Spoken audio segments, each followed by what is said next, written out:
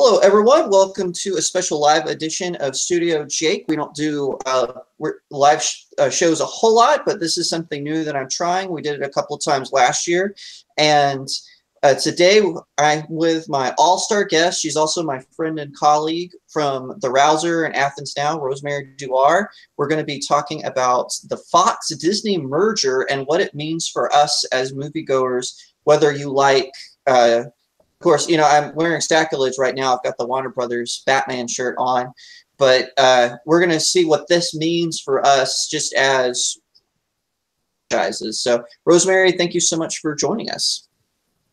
Awesome. Thank you so much for having me back, Jacob. This is awesome. So, right off the bat, we've got the naysayers who, because there are people who don't like franchises to begin with. Paul Bois, who is my fellow writer at the Daily Wire. I have nothing bad to say against him other than he's wrong about franchises. I love franchises. I like watching my favorite film characters grow and learn. Some people are worried that the X-Men universe, which was at 20th Century Fox, it was not part of the Marvel Cinematic Universe over at Disney. Some people are worried that the X-Men may become Disney-fied. As in, you know, because Disney doesn't make any rated R superhero movies. Fox has success with that with Logan and Deadpool, which Logan was a terrible movie, and Rosemary probably disagree. I'm like a minority. I'm like a small minority who thought Logan was terrible. But anyway, Rosemary, what do you think? Do you think Disney is going to now, I'm not talking about merging the universes yet, but just do you think Disney is going to do anything to kind of the X-Men franchise? Or do you think they're just going to kind of leave it alone? Oh, it looks like she may have froze. That's okay. We'll get her back in a second. But like I said, we're not really talking about the universes merging quite yet. We're just discussing whether or not Disney is going to tweak them, especially with because Fox just debuted a whole. Oh, are you back? This is the really interesting about but melding of everything. You have a lot of brand new things coming out with mutants, especially with 20th Century Fox.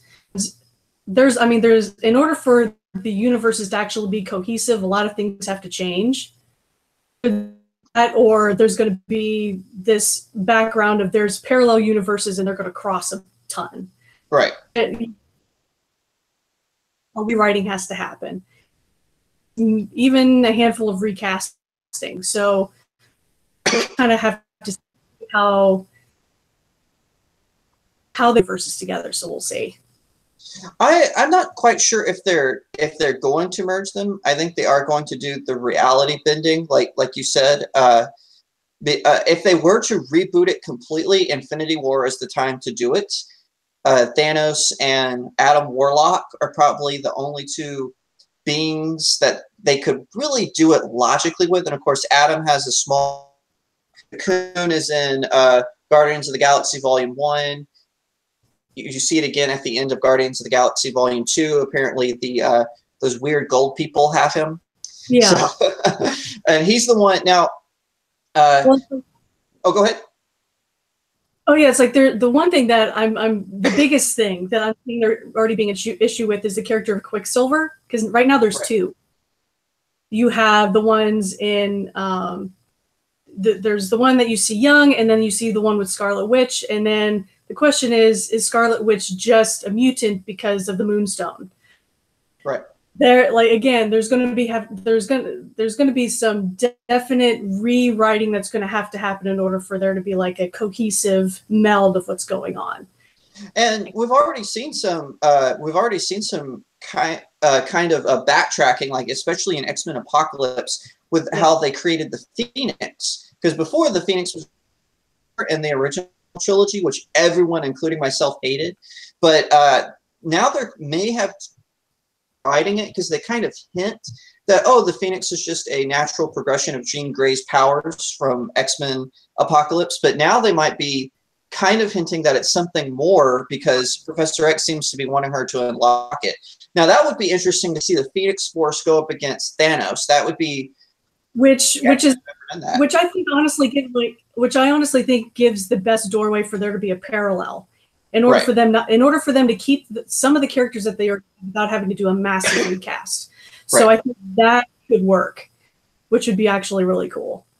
And I'm actually in favor. I know some people are like, let's just merge them. Let's just merge them now. I am actually on the bandwagon. No, keep them separate and do like dimensional crossover. Now, here's one aspect I'm really excited about as far as this merger goes. There are some issues. We'll get to those in a minute, but I am excited because the Fantastic Four can kind of finally come home.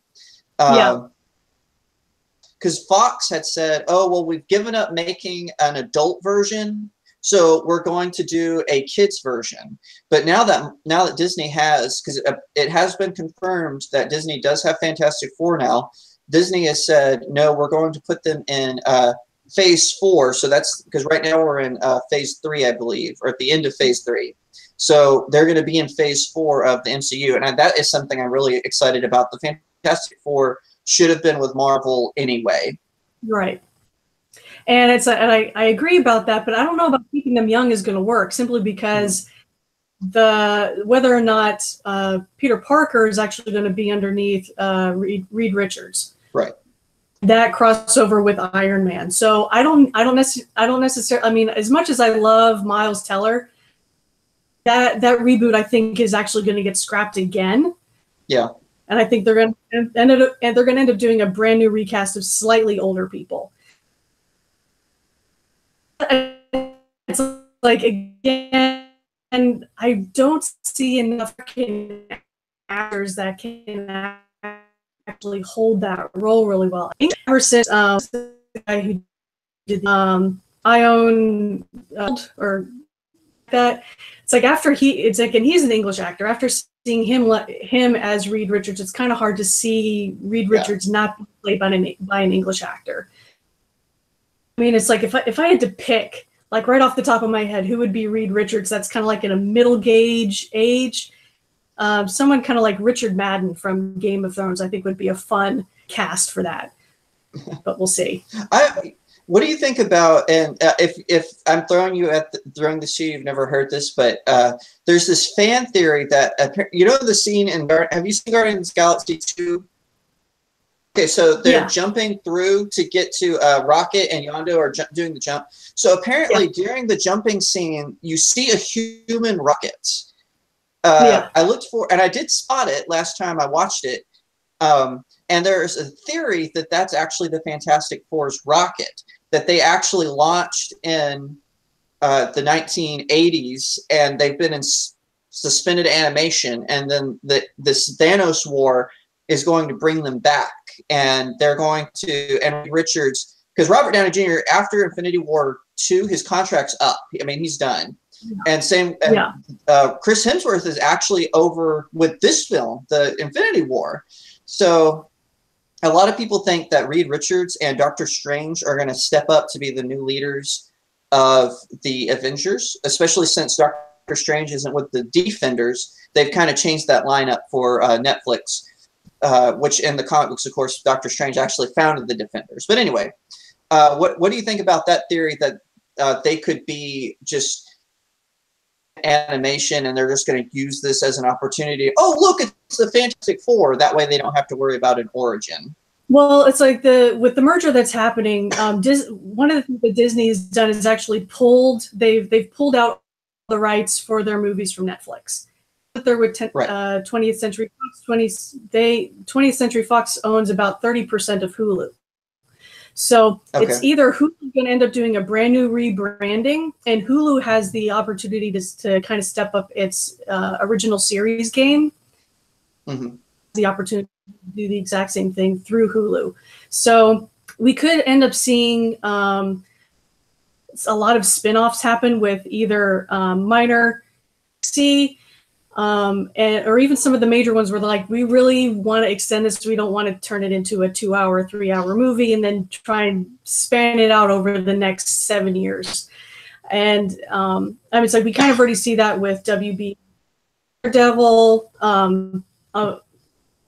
Flash. Daredevil is Marvel, Flash is DC. I just want to correct you there. Well, Well, this is the weird thing. 20th Century Fox owns the TV series Gotham, and they're that's right. And they're about to cast a Batman. You have Daredevil, who's been rebooted since Ben Affleck.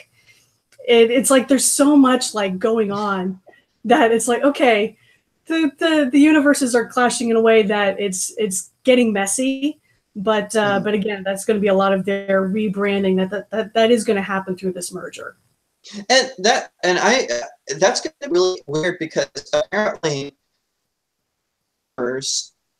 floating around the nerd sphere that Disney actually, because of the merger, they're going to try to pressure Warner Brothers into giving Batman, but I don't see that happening because especially since Warner Brothers owns DC Comics, I don't see that happening. If continue, in which this season the ratings went up because they went down from the last season, but they're up in this season. Right. Everyone is like demanding Batman now, especially now that they've introduced Ra's al Ghul. Everyone is, and Professor Pig, and who's like he's a Grant Morrison era villain. He was actually a Grayson Batman villain originally, and so a lot of people are saying, okay, it's time for this season and introduce Batman. So this kid, who plays Bruce Wayne now, is his career unless he beefs up in between this season and the next. Yeah, it's like, and I hate to kind of stay on Batman, even though we're supposed to be talking Marvel, but even the latest about the next Batgirl, and you saw that too about how last week they announced that Lindsay Lohan is trying to get that part. I'm just like, dear God, no. You need to do it, for the love of God, no. I mean, was it Melissa Rush who did Harlequin in the last animated one? Oh yeah, that was terrible. And that was horrid. Yeah. So I'm like, please stop. Don't do that. I'm like, it's like if I had to pick Batgirl, like right off the top of my head, I would probably do someone like the actress from Kick-Ass. Oh, okay. From, like Chloe something. Yeah, and or maybe even like Alicia Vikander. So I think she would even like after she did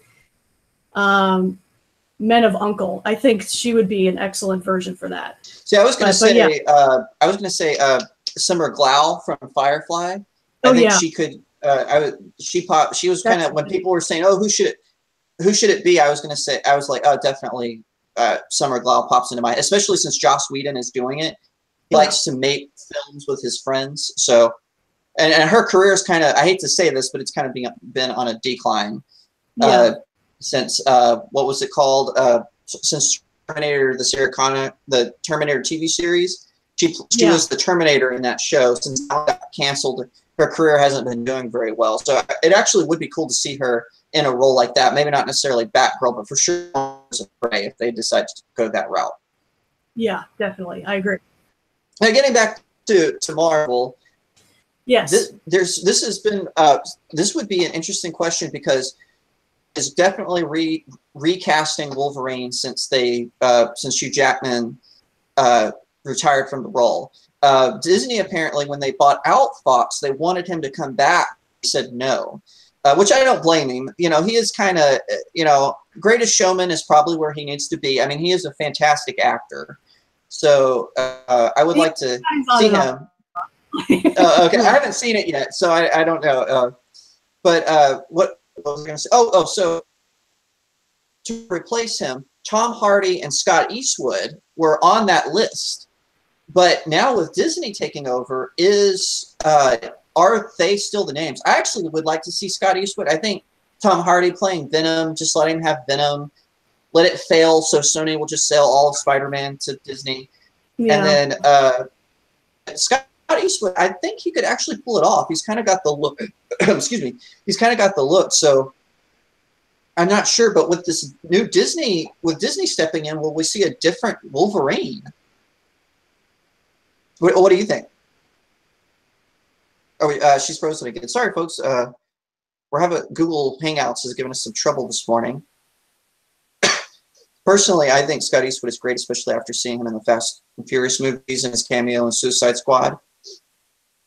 Make a fantastic Wolverine. He's got the look. He's got the gruff. He's kind of got the toughness of it. So, oh, okay, there she is. She's back. We lost you there for a second, Rosemary. The Google Hangouts the Google overlords are watching over us. Oh, did we lose her again? She'll pop up. She'll pop out. Where for some reason Google's given us some major problems today. Wonder if they're changing their algorithm like Facebook is. Probably so. What are your thoughts? Let me know in the comments. Would you like to see Tom Hardy, Scott Eastwood, or do you have someone in mind? Remember, Russell Crowe is considered for the role. Of course, oh, I think we just lost her. I'm going to send her an invite to see if I can get her. Oh, are you back? Yeah, it dropped me. Okay, sorry about that. I was explaining to the viewers about my rationale for making Scott Eastwood Wolverine, but back to the original question. As far as, do you think the Disney takeover will affect the casting of Wolverine? Absolutely, I think it's inevitable. If are willing to come back, like you said, Scott Eastwood, I think would be. Like, I don't want to say substitute because we haven't seen them play it yet, but I think it would be a good. I think that would be a good decision to start with. I really do. And like I said, Tom Hardy, like I like him, and I like him even in his non-comic book roles. I mean, he was great in Inception and in Dunkirk, but I just can't picture him as Wolverine. He's too tall, which of course Hugh Jackman was too tall, so you never know. But what do you think now that Disney has 20th Century Fox? Now this is deep conspiracy theory territory, and I'm kind of putting Rosemary on the spot. I did not inform her of this, but now we're getting to another Disney franchise, Star Wars. Now, oh yeah. So here's this long-held contention, which I personally disagree with, that the prequel trilogies are terrible. Everyone hates them. In fact, me and Paul Bois have argued about this ad infinitum. It hates them. I love them. In fact, I think even that The Last Jedi kind of validates them. But anyway, there's been this. Disney could never reproduce the original trilogy or the prequel trilogy because Fox still had the rights to those 6 movies. Disney just had the rights to make new ones. Right. Well, now they're saying rumblings that Disney may remake the prequel trilogy and retell the story of Anakin Skywalker and the Clone Wars, which would be a little weird because Clone Wars, the TV series, is canon because Disney did the last season. What do you think of that? Do you think that is a possibility that we might see Phantom Menace, Attack the Clones, and Revenge of the Sith kind of disappear, like they're just part of the legends, or do you think Disney go that route? Well, I've actually taken a lot of thought into this, and I think a lot of 20th Century Fox's stake in Hulu kind of fits into this, and kind of what the last, especially The Force Awakens, kind of builds to, and the way the storyline is. It looks like they're trying to get rid of a lot of the lore of it on purpose for rebranding and for re-storytelling. And now that Star Trek TV series, I think Star Wars is going to end up doing the exact thing with a much bigger budget. Oh yeah. Again, you probably see that. I mean, I don't see that necessarily coming out until minimum, actually coming out as a TV series, not more movies. But that's just my take on that one. Just reason why you're seeing them kind of get rid of all of the underlying reasons for Jedis, what it's like, how they started and why, and just kind of slowly taking down the building blocks of what the originals were. And when it comes to the prequels, the storyline is good, the dialogue is terrible, and the majority of the actors are terrible. And it's like McGregor a little bit of a thing here. He was pretty good as Obi-Wan. It's like and it's like, and I still enjoyed. It's like they tried really hard, and I feel like it's like when it comes to the originals, like the prequel, they ended up taking like, it's almost like the technology is more advanced than it is the originals. I'm just like, it's just incongruent to me. It's like I would have liked them to take a little more thought into that, but the storyline is good. It just, some of the other writing was not that great to support it. My concern though is what made us want to go see the sequels was, I mean, I'm sorry, the prequels, not the sequels. What made us want to go see the prequels was the promise of the Jedi, because we kind of got hints of them in the original. And like you said, they're kind of tearing down the building blocks, but then they're not really. And so it's like, you know, they even throw the line in, this is not a spoiler if you haven't seen it, but they say, let the past die. And it's like, well, how can I? Like, it's obviously they're preaching to the fans. Past die, because The Force Awakens is A New Hope, and The Last Jedi is Empire Strikes Back and Return of the Jedi melded together. And so I can't really, so I have no idea, because J.J. Abrams is good for remakes, but I have no idea where he's going to go for Episode 9. The only thing they can possibly do is do some sort of time jump. So I think it was I think they should have brought back Gareth Edwards. I don't think J.J. Abrams was the right person for that. They should have brought back Gareth Edwards, who directed Rogue One. They should have let him do, especially since Leia's gone, because Gareth Edwards was able to create a story within the franchise that had real characters and still maintained the originality of the story itself. So I think that would have been a good call on their part. So I agree. Anyway, I agree. Oh, awesome. Good.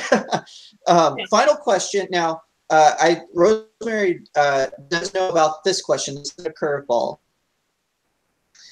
A Black Widow movie was announced this past week. Happened after Iron Man 2, especially since Iron Man 2 was so rushed.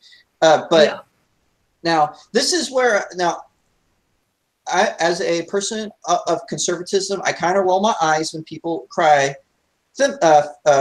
feminism, but in this case, I do think there was a little bit of sexism involved with not creating a Black Widow movie, because especially after Iron Man 2, I do think she was a big enough star she could have carried her own film, especially after Lucy. After Lucy, they should have given her a Black Widow. Yeah. It's a mind-warping film. It did really well at the box office and everything. So my thoughts are, I'm very excited about this Black Widow movie. I say it's about time. It should have been done years ago. Rosemary, what's your take? I agree. I don't necessarily think it was a feminism necessarily issue. The market was ready for it, and I don't think it's like, I don't think they had, it's like, I really don't think that they had enough development in order to make. And it's like, in some, like, I even feel like some of the comic books kind of develop her enough either. So this is the other thing. This is the other thing too. It's like, if the timelines are the way that they're maybe going to happen, this has the opportunity of actually opening up Wolverine all over again. It's going to kind of lapse over with Winter Soldier again. You have the opportunity to introduce Hydra and its possibility of other, and Wolverine being one of them. But I think it's going to do better now that Wonder Woman has already come out. It's going to generate a lot more excitement for that particular movie. On top of which, I think her movie as Ghost in the Shell is actually, other than Lucy, is helping her of a more superhero-like capability. So it's like it's been developing the way it should for a Black Widow movie to be successful. I do think it would have been premature to do it any earlier. Well, all right. I'll agree to disagree there. I think they should have. At least if they didn't think she could carry the film herself, like you said, because of the story development and whatnot. At least maybe combine it with a Hawkeye film, because I do know before Agents of Shield became a TV series, there was a movie script that floated around for a little while, but then they just ended up developing it into the show. Question on the Black Widow. I think, the reason I'm looking down is to have my phone, so I couldn't remember this person's name. But I think that for the Black Widow film, I'd like to see Karen Kasuma direct it. She directed Aeon Flux, which was not that great of a film, but it still had that kind of edge to it. If she could just work around, because that was bad for Aeon Flux, was she chose a really weird method of storytelling where it was real choppy. And so if she just worked out those edges, I think she would do a good job directing it, because outside of that, it's actually a pretty good science fiction film. Your thoughts? Do you have some thoughts of a director? The only other director that I can think of, and I can't remember, I honestly can't remember who directed it, but even Ultraviolet. Oh yeah, okay. I That think came out right after V for Vendetta, right? So it's like that. I think would also, for the sake of a woman lead, fantastical type of storytelling, I think that would also be a good direction for that. Yeah, absolutely. I'm looking up Ultraviolet now, but the spectrum just keeps coming up. The Ultraviolet keeps coming up, which is really annoying. All right, Kurt Wimmer directed Ultraviolet. That's really cool. Yeah, I think that's definitely a possibility. Those are both good choices. I think it's funny because both of us came up with not like everyone's expecting like an Edgar Wright or Gareth Edwards or Joss Whedon to direct these films, but it's like Oh, go ahead. It's like, if I had to pick a male director, it'd probably be Kenneth Branagh. Okay, yeah. It's like it's like after he did one of Thor's, I think that was one of the best setups that could have happened for that type of storytelling. If I had to pick a male, it'd be Kenneth. Period. Okay. That makes sense. And the first Thor was pretty good. The second Thor, just a little. And they actually are bringing him. I can't think of the film company, but there's a big movie coming out, and they're letting the guy who directed Thor: Dark World direct it. And I'm like, do you really want to go that route? But anyway, Rosemary, where can people find you? Find me on Twitter, Facebook, and Instagram, all at RLYNND1. And of course, you can find me on Twitter at RealJakeAry, and you can find my blog where I write all kinds of stuff like movie reviews and articles about stuff like this. And I hope you'll give me a like, a subscribe, and tell all your friends about Studio Jake. Rosemary, thank you so much for coming on. Thank you, Jacob.